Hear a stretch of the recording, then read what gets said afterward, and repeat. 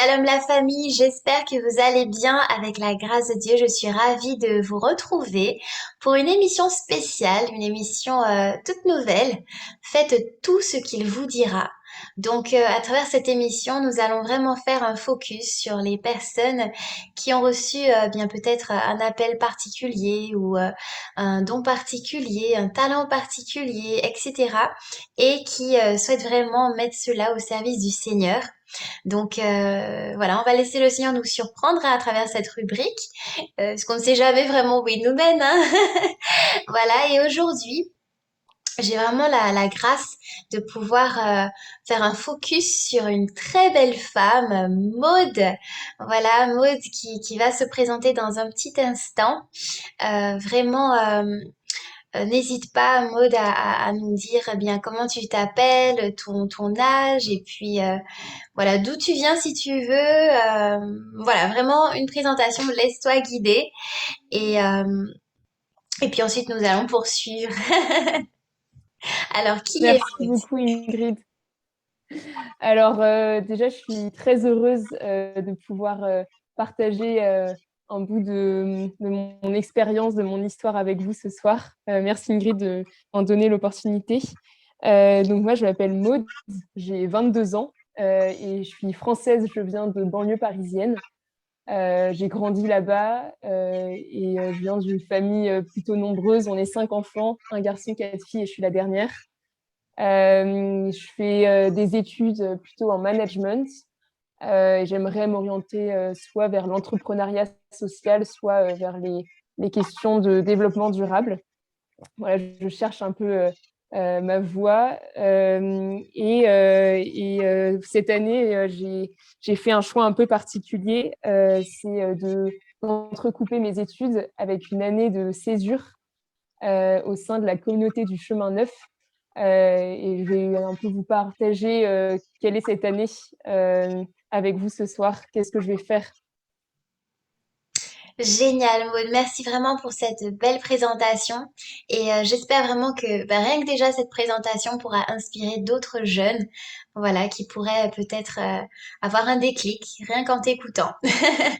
Euh, Tu nous as parlé du chemin neuf. Est-ce que tu veux bien nous dire un petit mot, même deux petites phrases? Qu'est-ce que le chemin neuf, s'il te plaît? Alors, la communauté du Chemin Neuf, c'est une communauté du renouveau charismatique qui est née à Lyon, en France. Et c'est le père Laurent Fabre, qui est un jésuite, qui, euh, qui a fondé cette communauté. Et l'idée, c'est une communauté écuménique qui prie vraiment pour l'unité des chrétiens. On prie chaque soir pour qu'on puisse comme le Christ l'a demandé sur la croix, qu'on soit un, en fait, c'est sa dernière volonté. Et donc, ça a vraiment cette vocation de prier pour cette unité.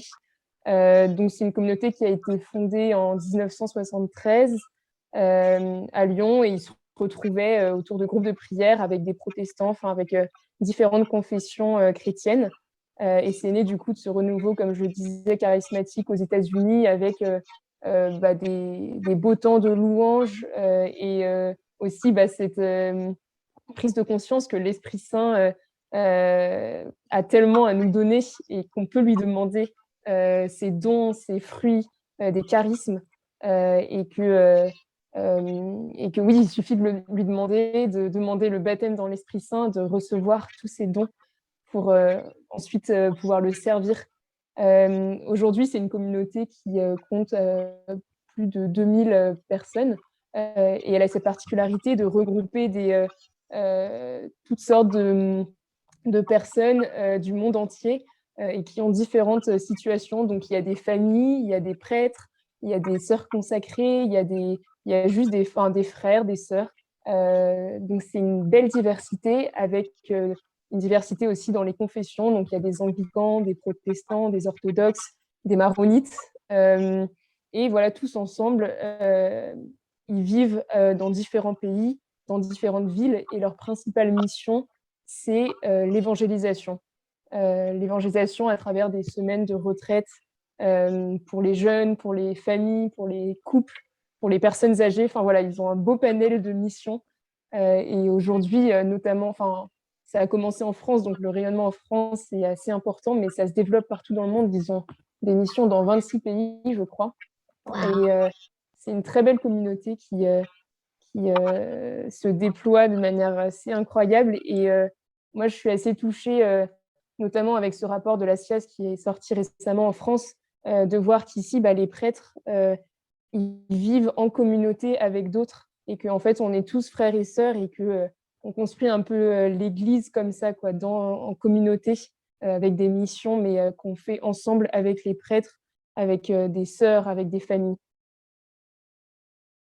Magnifique, vraiment merci beaucoup pour à nouveau cette belle présentation de la communauté du chemin neuf qui est aussi présente du coup en Martinique, hein, pour ceux et celles qui ne le savent pas, la communauté est présente en Martinique et j'ai pu effectivement assister à des temps de prière avec eux ou encore retraite ou même le Nouvel An aussi, hein, alors ouais c'est bien ça, hein, c'est bien le Nouvel An, c'est magnifique en fait, c'est vraiment une très belle communauté donc euh, j'invite vraiment toutes les personnes qui souhaitent vivre leur foi, hein, en communauté, parce que du coup, la foi vécue en communauté, ça permet vraiment de grandir et notamment en humilité. Euh, Notamment, les frères sont là pour nous protéger aussi, enfin, c'est-à-dire nous aider à voir ce que nous on voit pas forcément seul, à être prudent aussi, à être dans l'obéissance. Enfin bref, ça nous aide à grandir la communauté. Donc j'invite vraiment les personnes qui recherchent une communauté eh bien, à se tourner, ben, pourquoi pas la communauté du chemin neuf. Puis il y en a d'autres encore, il y a communauté de l'Emmanuel ou encore Vie et Partage. Ben, vraiment pour ceux qui se trouvent du coup soit aux Antilles ou sur la métropole. Bref, merci beaucoup Maud. Donc on va passer du coup à la suite. Maud, donc, quelle est cette belle mission que le Seigneur a mis dans ton cœur? Voilà, est-ce que tu peux nous parler un petit peu de cette belle mission? Voilà, parce que pour le moment, les personnes ne savent pas du tout de quoi tu vas parler. Ouais. Et là, c'est en suspense et tout. Et voilà, quel est ce bel appel en fait?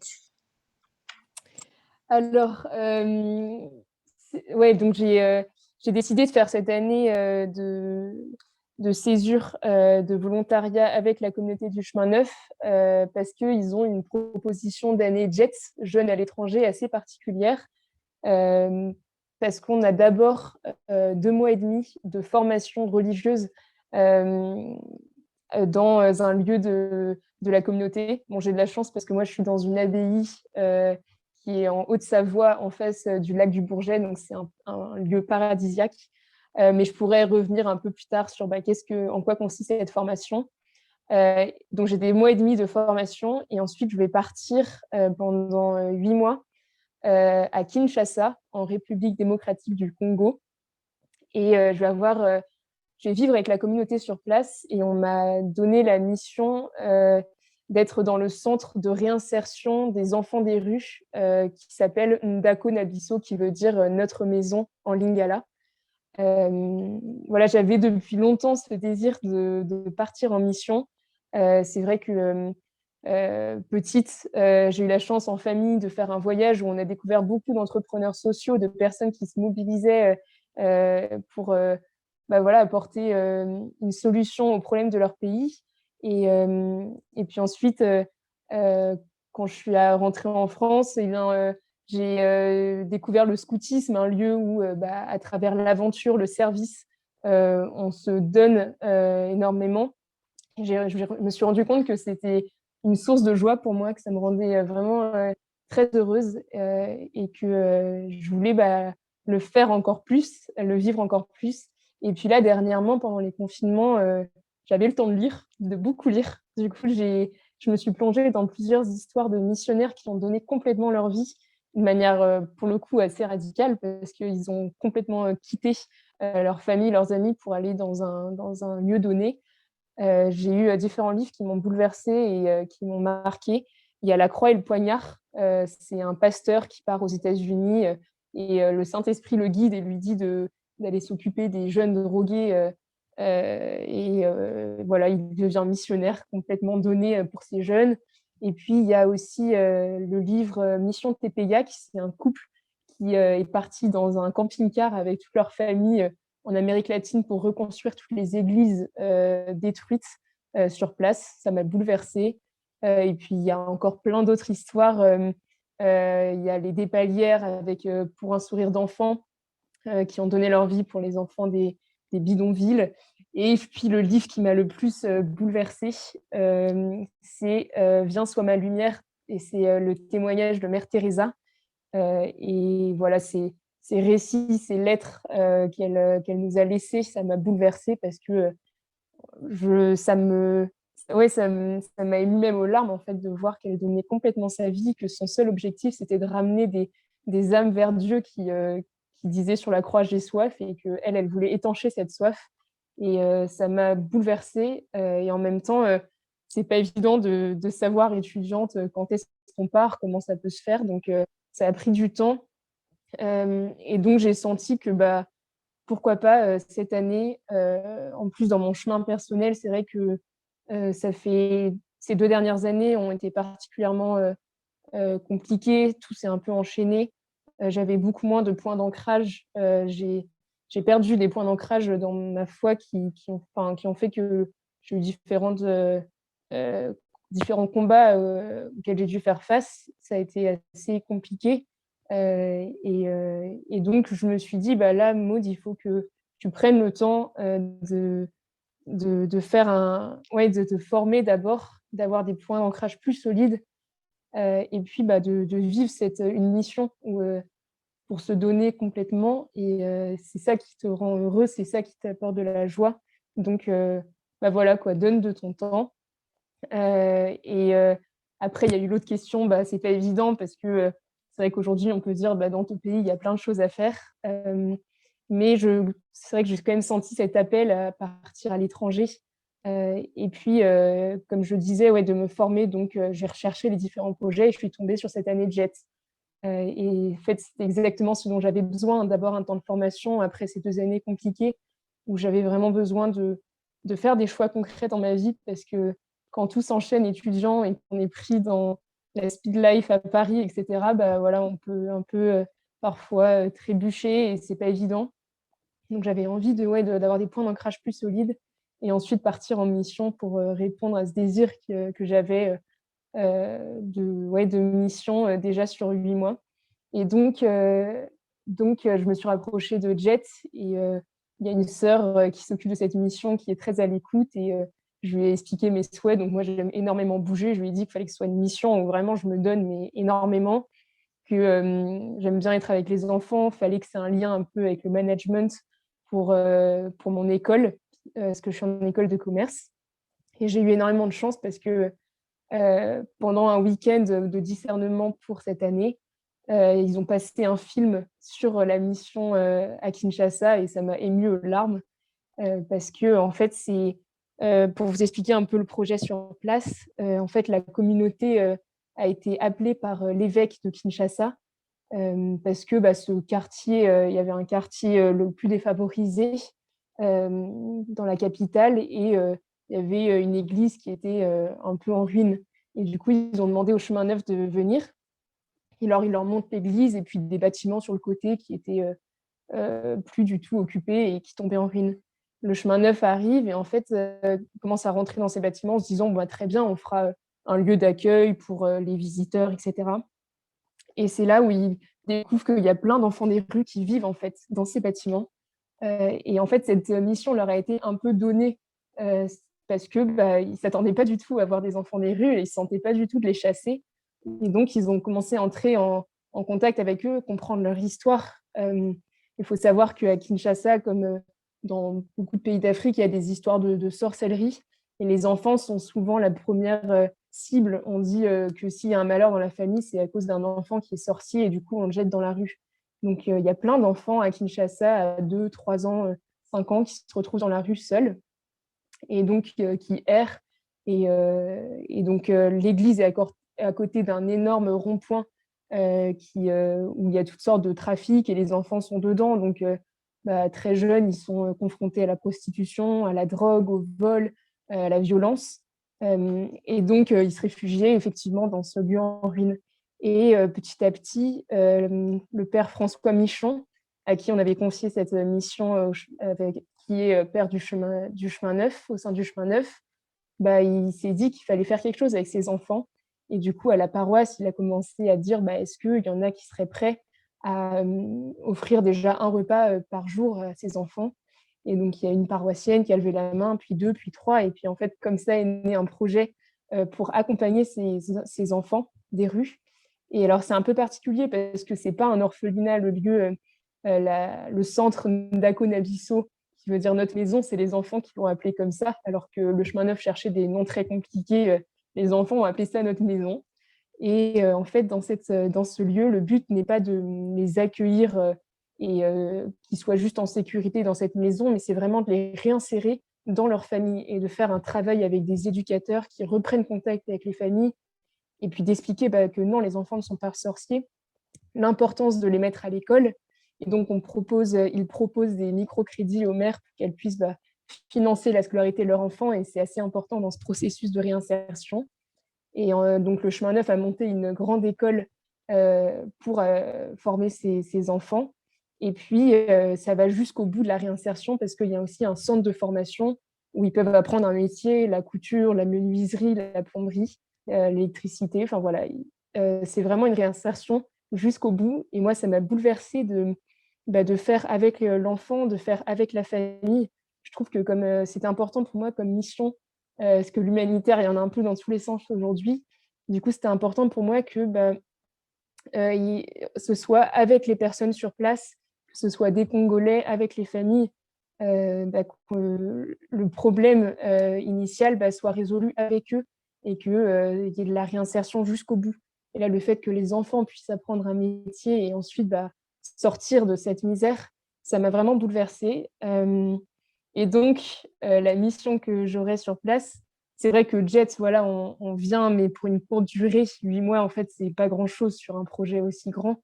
Donc, on est surtout une présence très petite parce que voilà, moi, je parle pas couramment lingala. Mais en fait, je serai là pour les enfants. Moi, je serai avec les garçons des rues. Et donc, c'est les accueillir la journée, jouer avec eux. Je crois que je vais beaucoup jouer au foot. Mais je me suis entraînée, donc ça va. Et du coup, c'est ça, c'est être avec les garçons des rues, écouter leur histoire, jouer avec eux, enfin jouer de la musique, raconter des histoires, prendre du temps avec eux en fait. Et ils ont perdu compte toute confiance envers les adultes parce que c'est eux qui les frappent, qui peuvent abuser d'eux. Donc c'est voilà, prendre le temps de les écouter et de reconstruire une relation pour ils puissent nous raconter leur histoire. Et donc, une autre partie de ma mission, ce sera aussi avec les éducateurs, de reprendre contact avec les familles et après, pour la partie un peu plus management en lien avec mon école, je m'occuperai des microcrédits, donc ces petits crédits qui sont accordés aux mères et qu'elles nous remboursent petit à petit pour financer la scolarité des enfants. Donc voilà un peu la mission que j'aurai à Kinshasa, mais pour l'instant, là, je suis toujours en temps de formation à Haute-Combe. Waouh, vraiment, c'est magnifique ce que j'entends, ce que tu nous témoignes. Et puis, voilà, on pouvait même percevoir hein, l'émotion dans ta voix, également la passion. Hein. La passion, tu n'y es pas encore, mais tu es déjà là, ton cœur est déjà là-bas, hein, vraiment. Voilà, je rends grâce à Dieu pour ce qu'il a mis dans ton cœur. Tu as également dit... effectivement, il y a des choses à faire en France et à côté de chez nous. D'ailleurs, j'ai pu être bénévole au Fourneau économique en Martinique pendant un petit moment. Et donc, oui, ça c'était à côté de chez moi, si je peux dire. Mais parfois, on a des personnes comme toi qui ont un appel particulier. Et il faut répondre à cet appel, quoi. Donc, je sais pas s'il y a quelqu'un qui écoute, mais qui a peut-être cet appel dans le cœur, vraiment, eh bien, je t'invite à discerner avec un prêtre, un accompagnateur spirituel vraiment, et de répondre oui au Seigneur si voilà, s'il y a ce feu dans ton cœur comme on peut le percevoir chez Maude. Donc, tu as parlé Maude de plusieurs points. Alors, Ouais. j'ai entendu jet, voilà, j'ai entendu également Haute-Combe et scout. Et j'aimerais savoir, est-ce que tu pourrais juste préciser, voilà, ce que cela veut dire JET et s'il y a des jeunes donc qui sont intéressés par ce mouvement, où peuvent-ils du coup, voilà, prendre des informations à ce sujet. Donc JET. Et puis, si Oui. après tu pourras nous parler donc de ce temps de formation à Hautecombe que tu es en train d'avoir hein, actuellement. Et puis, du coup, tu as parlé des scouts également. Donc, si des jeunes sont intéressés aussi par le scoutisme, comment faire pour devenir scout? Et puis, tu es chef-taine, me semble-t-il. Chef-taine. Ouais. Voilà. Donc, si après, voilà, tu pourrais juste peut-être conclure avec cela sur ton parcours en tant que scout. Donc, Jet, Hautecombe et le scoutisme. Super, beau programme. Alors, pour commencer, JET, c'est assez simple, c'est jeunes à l'étranger. Et ils aiment dire que c'est aussi jeune éternellement transformé, parce que je pense que c'est effectivement une expérience qui est assez bouleversante. Et on rentre pas indemne, je pense, en France après un temps de mission comme ça. Euh, donc voilà, jeune éternellement transformé, moi je préfère que jeune à l'étranger.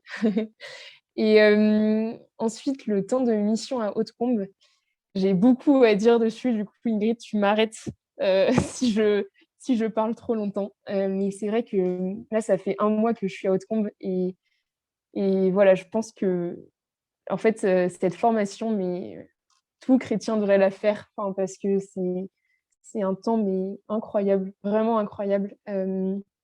Donc, c'est déjà dans des très beaux lieux. Là, je suis dans une abbaye en Savoie, qui est une abbaye royale. Donc voilà, c'est un très beau cadre. Je ne sais pas si on pourra mettre une photo pour que vous visualisiez un peu le truc, mais c'est vraiment magnifique. On donne sur le lac du Bourget, il y a une paix. C'est un lieu qui a 900 ans de prière. Enfin, ça fait 900 ans qu'il y a des moines, des communautés qui se relaient et chaque jour, il y a la messe. Et ça se sent vraiment, c'est un lieu très paisible. Donc j'avais déjà beaucoup de chance d'être dans un aussi beau cadre pour me former.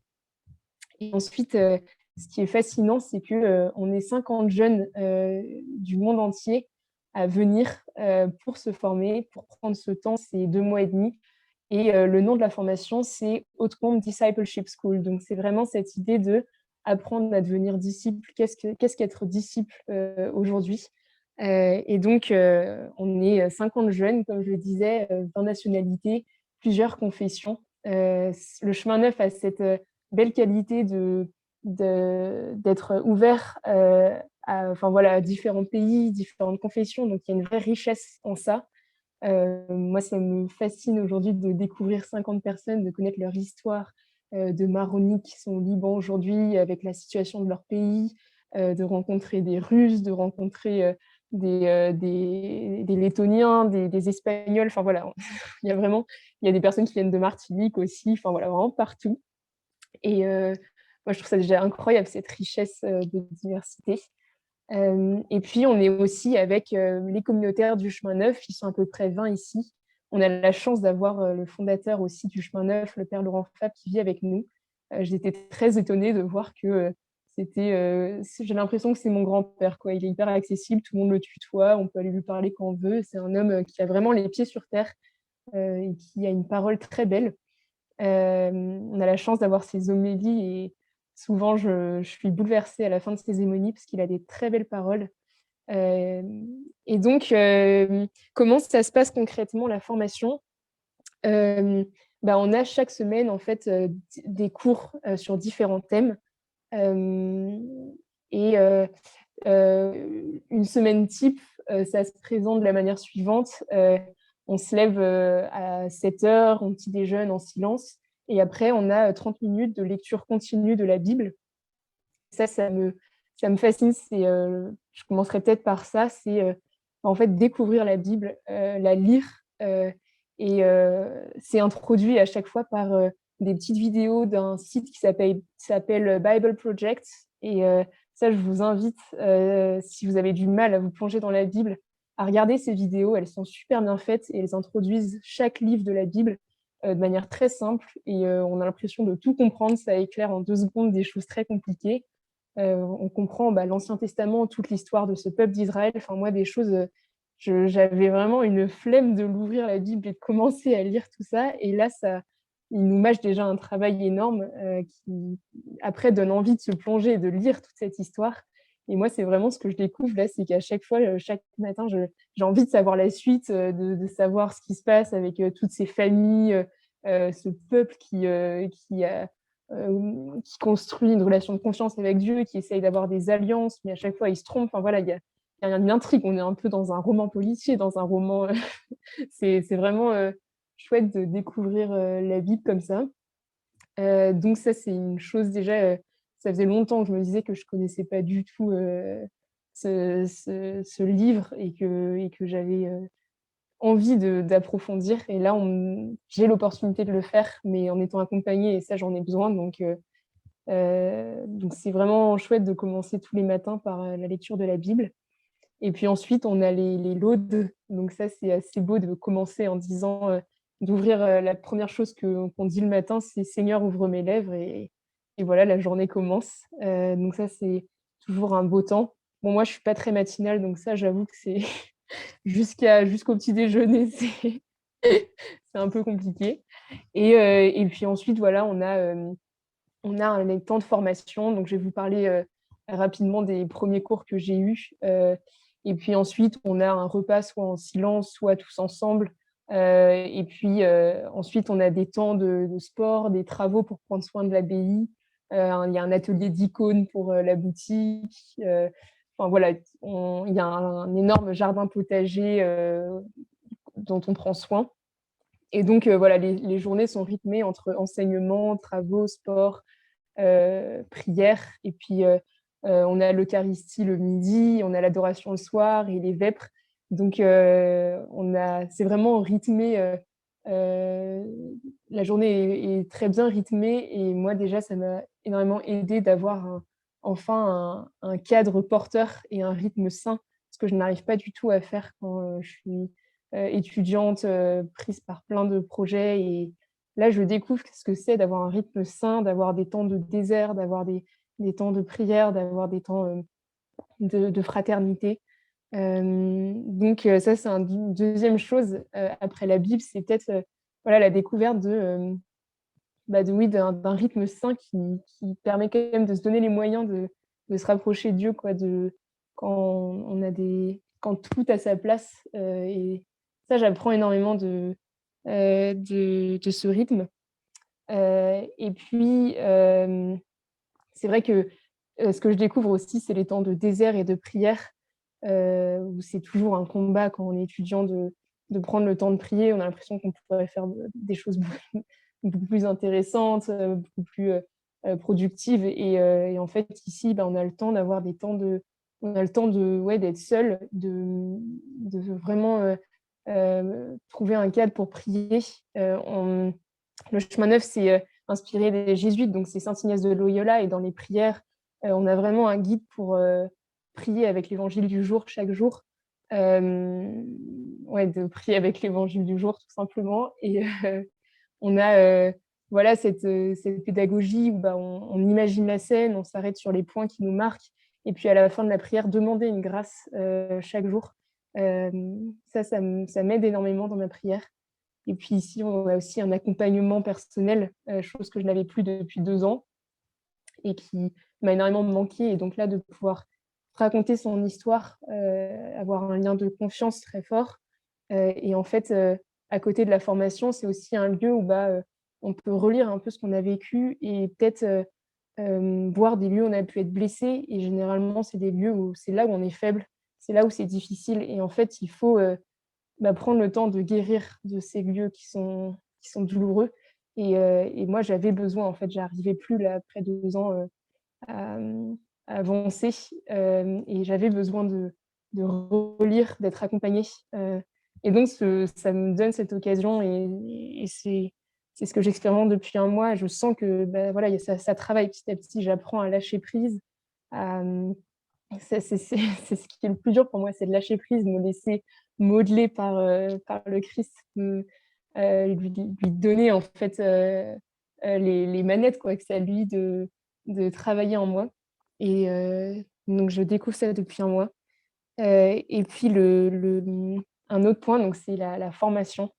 Hem, donc ça fait un mois que je suis là et donc juste pour vous expliquer un peu les cours que j'ai eus, on a commencé par la Genèse, et on a fait une semaine entière sur la Genèse et seulement le chapitre 1 à 3. Donc ça m'a étonnée déjà quand on arrive, on s'est arrêté sur chaque mot et chaque virgule. Mais j'ai découvert que c'était très utile et qu'en fait, il fallait s'arrêter, sur tous les mots et les de ce texte magnifique. Et je peux peut-être vous donner quelques fioretti à chaque fois dans les cours, peut-être 2-3 points qui m'ont marquée. Dans la Genèse, ce qui m'a bouleversée, c'est que, Dieu, en fait, notre enseignante, elle nous apprenait que Dieu, il crée, il crée à partir de ce qui existe déjà. Donc en fait, il existe les ténèbres, il part des ténèbres et il crée la lumière et il donne la juste place aux ténèbres. Donc ça, c'est une première chose qui m'a marquée. Et puis, une deuxième chose qui m'a marquée, c'est que, Dieu, dans la Genèse, explique son projet. Il veut que l'homme soit créé à son image et à sa ressemblance. Et puis juste après, en fait, il est écrit que Dieu nous crée juste à son image. Et alors, on se demande où est passée la ressemblance. Et en fait, ça m'a bouleversée de comprendre que bah, c'est là où Dieu nous donne notre liberté, bah, de choisir cette ressemblance, de choisir de lui ressembler. Et qu'en fait, c'est à nous de le choisir, de faire ce chemin sur Terre pour lui ressembler. Donc ça m'a bouleversée, dans la jeunesse de comprendre ça. Et puis après, bah, évidemment, tout le passage avec le serpent, le manque, d'union entre l'homme et la femme au début qui a fait que, enfin, il y a un manque de communication et qu'ils se sont laissés prendre par le mal. Enfin, voilà, je pourrais en parler un peu longtemps. On a eu une semaine sur ça, mais heu, ça c'était, voilà, peut-être 2 choses qui m'ont marquée. Et puis ensuite, on a eu une semaine vide dans l'esprit.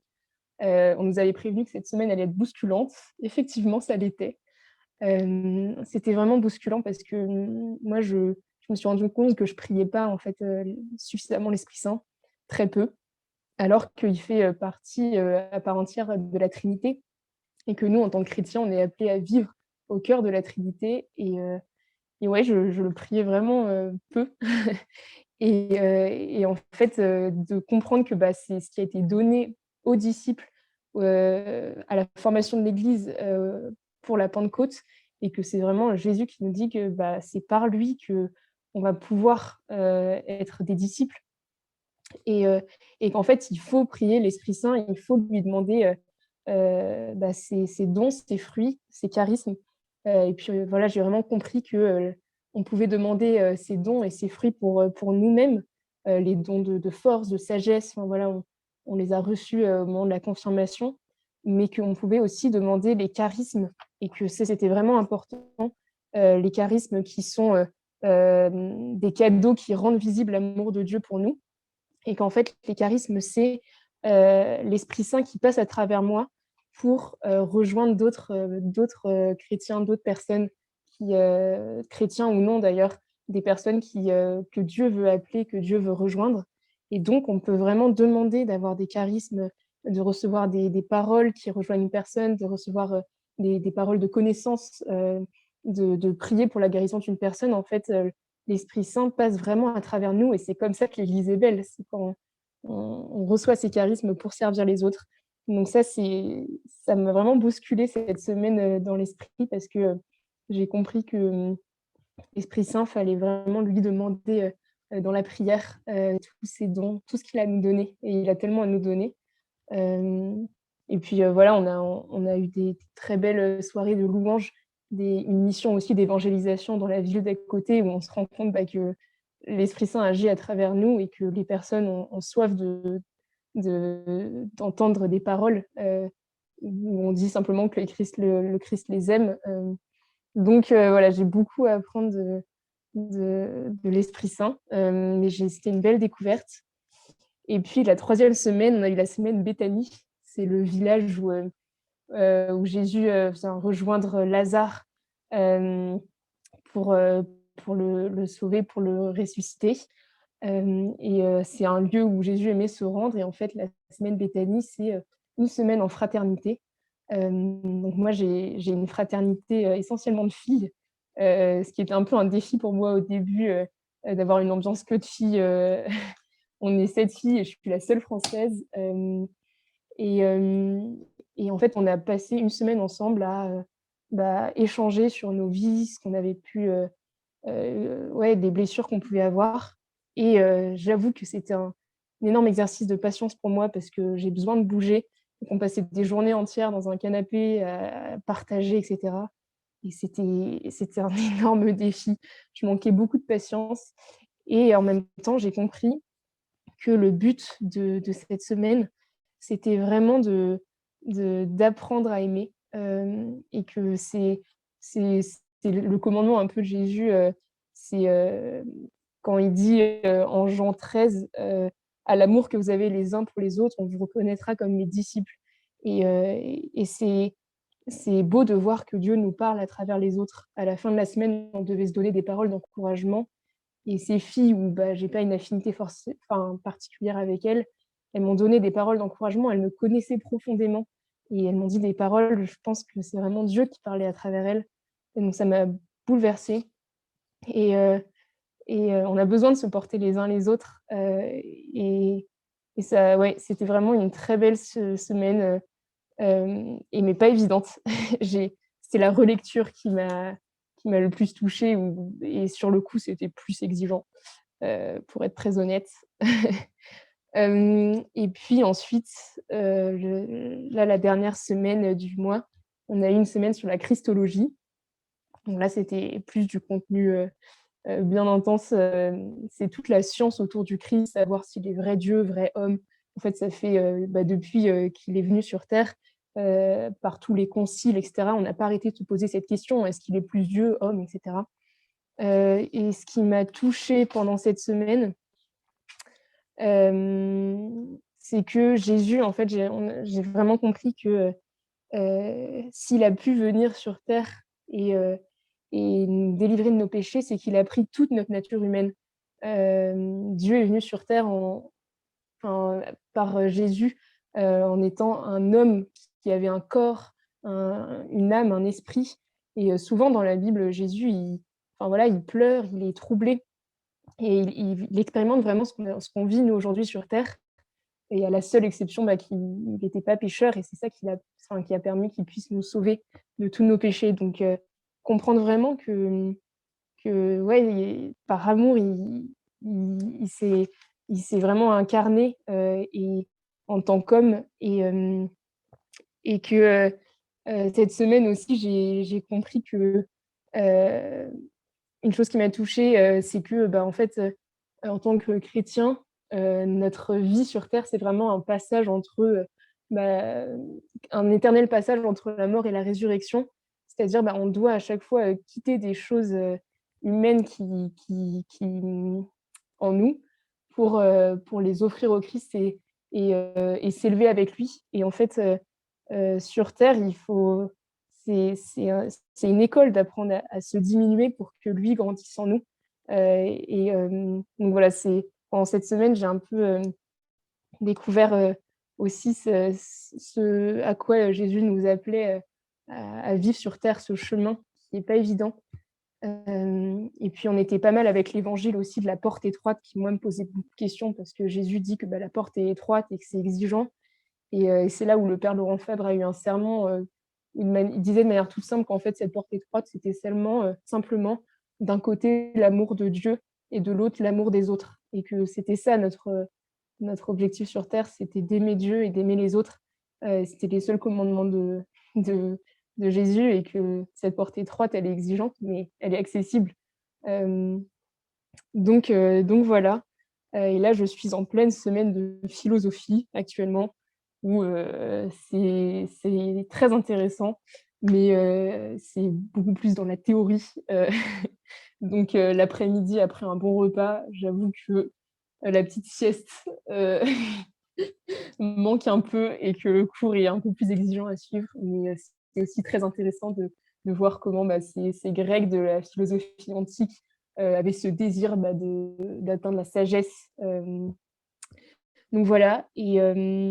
Donc c'est une formation très riche. Là, vous voyez, c'est qu'1 mois et on en a encore, un autre mois et demi et la particularité, c'est que, j'ai aussi 1 semaine en silence avec les exercices spirituels de saint Ignace. Donc ça, moi qui aime bien parler, je pense que ça va être compliqué, mais j'ai hâte parce que, je pense que ça va être une belle étape justement pour poser des choix. Et et donc voilà, si vous êtes intéressé par une formation, c'est vraiment possible de faire ce cycle-là, HDS, Haute-Combe Discipleship School. C'est possible de le faire dans différents pays et le chemin neuf, a cette formation qui est incroyable où on peut se former sur sa foi, prendre le temps dans sa vie de s'arrêter 2 mois et demi et se former. Et puis ensuite, il y a un cycle C, si vous avez envie de continuer et faire ça sur 1 an, il y en a plein qui le font, où là, on a 30 jours, d'exercice, en silence et encore plein de sujets à découvrir. Donc voilà pour cette formation-là que je vis à Hautecombe. J'ai encore plein de choses à dire, mais je pense que ça fait déjà beaucoup d'informations. Et puis la Ouais, voilà, je ne sais pas si tu as d'autres questions sur ça, Ingrid? Alors, je voulais juste donc savoir, est-ce qu'il y a un site web, par exemple, où les personnes pourraient se rendre afin de pouvoir voir, voilà, où est-ce qu'ils pourraient faire cette formation. Donc, pour rappel, hein, cette Ouais, formation que tu fais, tu l'as fait donc toujours dans le cadre de cette mission que tu auras au Kinshasa. Et donc, il y ouais, a ces 2 mois de formation c'est ça, pour ouais, la 2 mois et mission. demi. Voilà, 2 mois et demi de formation avant la mission. Donc, est-ce qu'il y a un site web ou voilà, comment on peut rentrer en contact avec Hautecombe Disciple School? Ouais, alors c'est tout simplement sur le site, de la communauté du chemin neuf. Ils ont un site qui est très bien fait, et ils ont plein de propositions. Donc si vous voulez juste faire le cycle A, ou juste, une mission, il y a aussi des mini-jets, si vous pouvez le faire que sur 2 mois, c'est possible aussi. Enfin, et si vous voulez juste faire une retraite, d'1 semaine, ici à l'abbaye d'Hautecombe, ils organisent un énorme festival, l'été qui s'appelle Welcome to Paradise et il y a des milliers de jeunes qui se réunissent et c'est une semaine de retraite, enfin aussi on profite du cadre, enfin il y a plein de propositions, donc vraiment allez voir sur le site et avec ce que vous vivez et vos besoins, vous trouverez forcément chaussures à votre pied. C'est sûr que avec toutes leurs propositions, vous trouverez votre bonheur. www.chemin-neuf.fr. Donc vraiment, je vous invite sur ce site. Voilà. Donc, eh bien, nous allons passer à la dernière partie. Donc, Maud, alors je Oui. l'ai pas dit au début, hein, mais Maud fait partie donc de l'équipe Le Saint Infini Miséricorde. Hein. Tu es l'une des premières personnes qui a répondu oui. Voilà. Et donc non seulement tu es un membre de notre équipe, mais également donc tu as on va dire la partie donc louange et adoration. Mais tu es également donc une personne ben, qui a une très jolie voix et qui sait jouer de la guitare. Donc tu es musicienne, voilà, tu chantes pour le Seigneur et vraiment c'est toujours un plaisir de pouvoir t'entendre hein, louer le Seigneur. Et donc tu es également cheftaine scout. Donc ce Exactement, ouais. soir, est-ce que tu pourrais juste nous parler un petit peu des scouts? Donc voilà, comment peut-être devenir scout? Voilà, s'il y en a qui seraient intéressés. Bah, alors ouais, le scoutisme, c'est une sacrée aventure, qui est née en Angleterre, avec, Baden-Powell qui avait, cette intuition que, bah, les jeunes en fait, ils avaient besoin de se réunir et de vivre concrètement l'évangile parce que, bah, quand on est enfant, ça peut paraître un peu compliqué de juste aller à la messe, on comprend pas ce qui se passe et en fait, quand on est au scout, bah, on apprend à vivre ensemble, on apprend à vivre cette fraternité, par le jeu. On est plongé dans des imaginaires. Moi, j'adorais petite, j'avais des cheftaines, donc des responsables qui, donnaient gratuitement de leur temps et qui nous faisaient rêver en nous emmenant dans des histoires, avec plein de jeux, c'était vraiment incroyable, et donc ça fait depuis, mes 8 ans que je suis, scout, et bon cette année, j'ai dû faire une pause parce que voilà, je suis dans cette mission. Mais moi, ça m'a vraiment aidée à trouver, qui j'étais, enfin à me construire. parce que bah, au scout, voilà, on a un uniforme, on est dans la nature, donc on peut que être soi finalement. Enfin, c'est ça, c'est déjà chouette. Et j'ai pu construire de très belles amitiés parce que bah, on est sans filtre et on apprend à se connaître comme on est. Et ce qui me touche énormément dans le scoutisme, c'est, bah, appliquer concrètement ce qui est, dit dans l'Évangile, faire attention aux plus faibles, aux plus petits. Et puis, il y a toute une progression en fonction de l'âge. Donc quand on est petit, bah, on fait d'abord une promesse, on s'engage, devant Dieu à le servir de notre mieux, à servir la France, notre famille. Enfin voilà, il y a une progression qui est magnifique. Et ça fait 5 ans que je suis cheftaine. J'ai eu la chance de passer par toutes les branches possibles et imaginables pour une fille. Donc j'ai été cheftaine, des louveteaux, les petits garçons entre, 8 et 12 ans, puis après cheftaine, guide, les filles entre 12 et 17 ans, et puis ensuite les Jeannettes, les filles entre 8 et 12 ans, et j'ai terminé avec les guides aînés. C'est les filles entre 17 et plus, enfin 22 ans. Et en fait, je vais plus vous parler des guides aînés parce que ça m'a bouleversée cette année. On vivait sur 3 piliers, l'aventure. Donc on est parti faire les routes de Saint-François d'Assise cet été. On a fait Assise-Rome à pied. Le service, on a fait des maraudes à Lyon. Et puis on est parti rendre service à des sœurs mendiantes en Italie avant de faire notre route. Et puis la foi, avec cette progression magnifique où on choisit de porter les flots des 3 vertus théologales, la foi, l'espérance et la charité. Et puis le but des guides aînés, c'est de devenir une femme porteuse de lumière avec bah, voilà, ces 3 piliers et puis ces 3 vertus vers lesquelles on chemine. Et donc ça m'a bouleversée d'être responsable de ce groupe. On était 7 filles à construire ce projet et j'ai pu les voir grandir. On a eu de si belles discussions, c'était une très belle expérience.